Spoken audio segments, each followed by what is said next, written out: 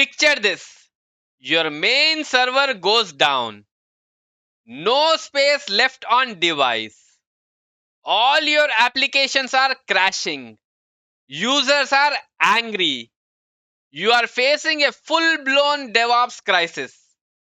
But in this video, I'm not just fixing the immediate issue.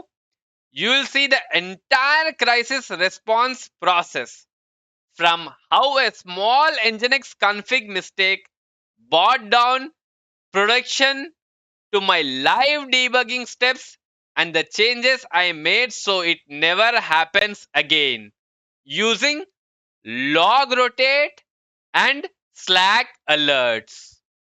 This isn't just a real world DevOps crisis, it's also a classic interview scenario. If this video helps you or you want more honest deep dives, give it a like. It takes a lot of effort to make these crisis breakdowns, and your support really motivates me. If you are ready for real DevOps, subscribe and let's dive into the chaos. First things first, I'm going to open my terminal and SSH into my machine. In this case, my machine name is disk full demo, but in your production scenario case, it will be a different name. SSH, give the password. We are into the production machine. In your case, the machine name would be different. I am going to run df-h command. It will show free space on my machine. /dev/sda2 100% full. This is a production outage and I need to find and fix the root cause fast.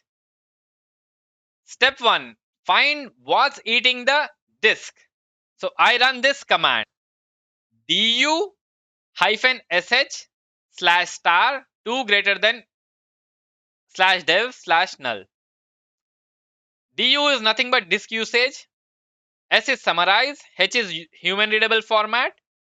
/* is equal to run every item directly under / the root directory.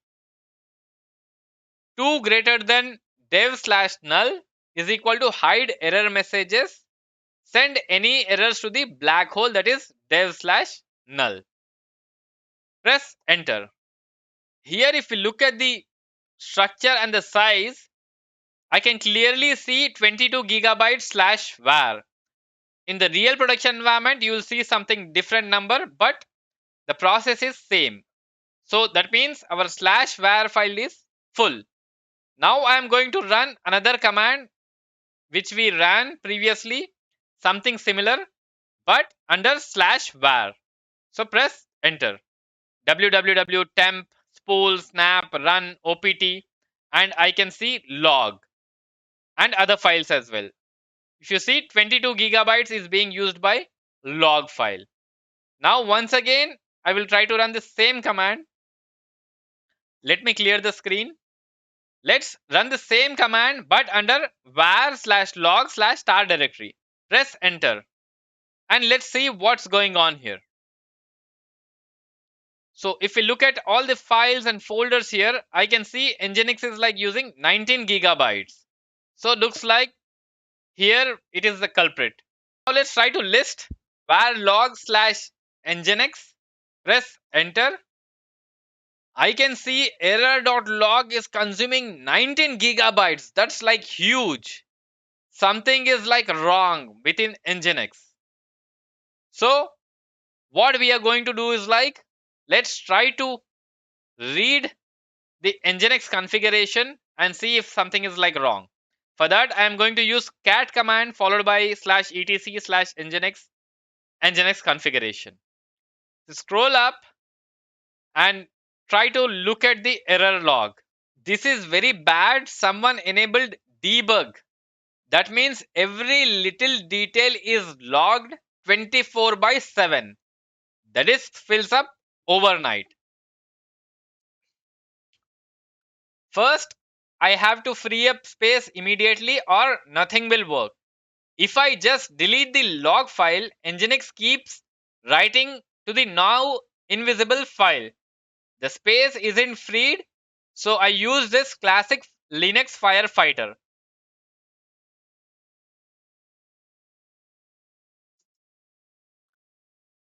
So instead of deleting the file, we are going to truncate. I am running truncate command here on that particular file so that the size of that file will become 0. Let's try that. Press enter. It is asking me for password. Press enter. So once this is done, our file should be freed up. If you look at Nginx, the size is 186 MB. But this is just a band-aid, not a real fix.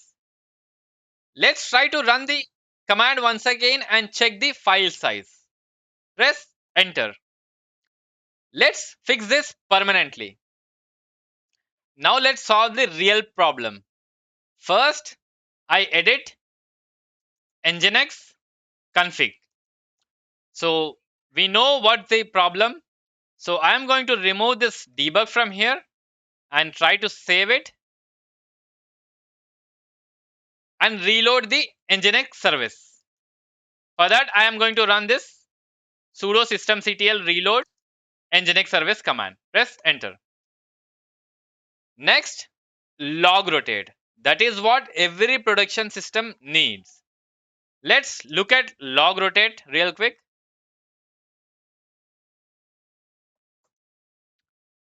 This little configuration file can save your production from a disaster. Here's what's happening inside. It grabs every log file under Nginx folder. That means access log and error logs. Everything Nginx writes. With daily, we are rotating those logs every single day. No more monster sized log files taking over your disk. Rotate 14 keeps the last 14 days of logs. So if something went wrong last week, you still have the evidence. Compress and delay compress. Old logs are zipped to save space, but the most recent one stays readable for quick checks. If the log is empty, don't bother rotating. Make sure every new log file is created with the right permission so Nginx doesn't freak out after rotation. Pre-rotate and post-rotate scripts run before and after rotation. Let's try to rotate the log file now and check if our configuration is like working smooth or not. Press enter. I'm running a small script here to write something to the log so that I can show you the demo if it is working or not. Because if it is like empty, then it will not rotate. So now we have something here. Let's try to run log rotate once again and see if the rotation will happen. Press enter and try to list the file once again. Yeah, our log rotation works perfectly fine. Okay, this is how you try to set up this log rotation. I updated the Nginx config with warning message. That is the reason data is not getting filled up in this particular log file. So let's continue with the next steps. So once this log rotation is like done, we are going to set up monitoring. Now proactive monitoring. What if we could get a Slack alert the moment disk usage gets too high? So let's try to set up a Slack incoming webhook. Whenever, let's say, the disk usage is like high, we'll get an alert message. Let's quickly do that. For that, I am on my api.slack.com/apps, create application from scratch. Here, I would say application name as disk full. Workspace, I am going to select my workspace, create application. So here I can see some basic information. And we have this settings here and followed by features. I need incoming webhooks. So I will select that and enable this option here. Once we enable this, I'm going to add new webhook and select a channel. So production alert, I created a channel here on my Slack. Click allow. Okay, once this is done, the integration is like done. I just need this webhook URL. That's it. So real quick, I'll try to open my Slack as well and show you. The channel creation is like very simple. So you can just click on this and create new channel and give it a name. That's it. Okay, very simple. If you don't know, please let me know in the comments. I'll try to show that in the next video. I think I showed in my previous videos as well. So yeah, now let's continue. If you can see, added an integration disk full. Okay, I'm going to copy this. Okay, and go back to my server. So let's try to create a file, Slack environment. In this file, I'm going to paste my URL, Slack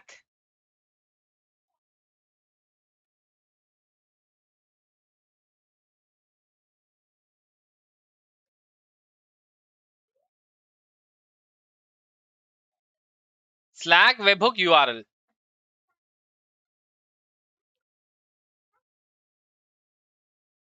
So I created a file name with the Slack webhook URL. So let me explain you the shell script, what exactly it is doing.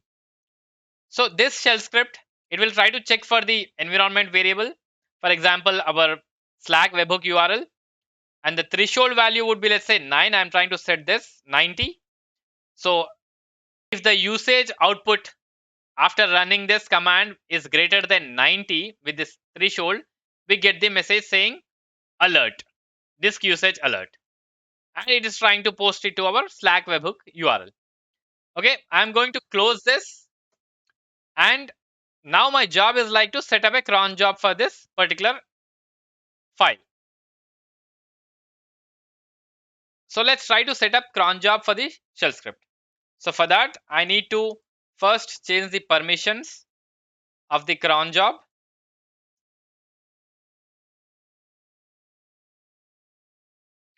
Disk full alert.sh. So once the permission is like changed, I am going to use cron tab -e, press enter. I'm going to select to bin vim basic. So here I'm going to set up the cron job. I would like to run this script every minute. So I'm going to update from 10 minutes to every minute. And I would like to give the path of the script, disk full alert.sh, followed by I would like to record logs as well. If something goes wrong with the script, I would like to get notified about that as well. Disk full alert log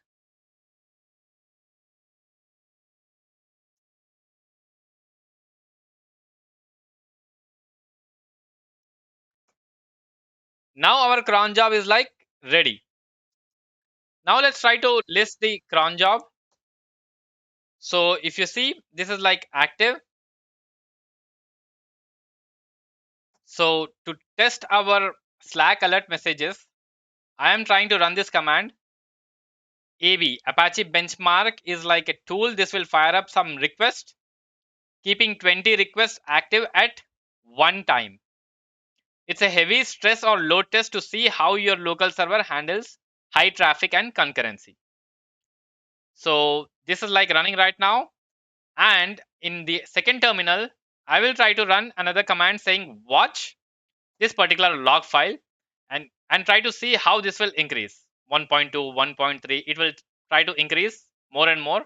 So as soon as the threshold, so wantedly I made this threshold value to 10. Okay, I don't want to wait like a very long time, just for to showcase, just to show you people demo how this script will work, and it will send an alert. I changed the threshold value to 10, and also I enabled the debug logs as well. That's the reason you're seeing this is like going very fast. Now let's check our Slack alert once. Okay, now we can see disk usage alert root partition. You can see 63%. Okay, we are getting a message. So, lessons. What kind of lessons we learn from this video? The first thing is like, never leave debug logging on in production environment. Always use Logrotate for every service. Monitor disk space proactively with alert like we did. This is very important point. In an emergency situation, truncate logs, don't delete. Keep secrets out of your code base. Use environment variables. If you want the full source code, all the commands and the readme.txt file, please subscribe to my newsletter. I will send directly to your inbox. If you found this breakdown useful, hit that like button and subscribe for more real world DevOps incidents and AI related videos. Thank you for watching. See you in the next video.